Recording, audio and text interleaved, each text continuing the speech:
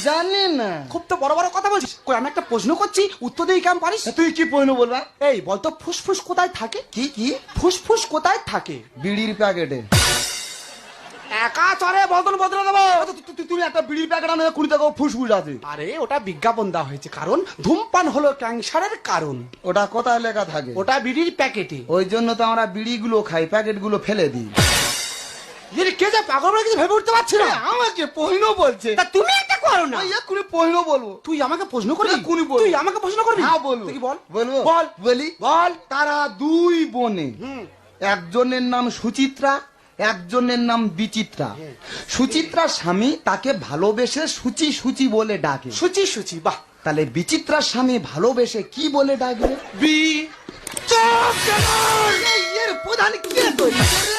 আরে বাবা ভেবে বলে দাও না। বিচিত্রার স্বামী তাকে ভালোবেসে চিত্রা বলে ডাকবে।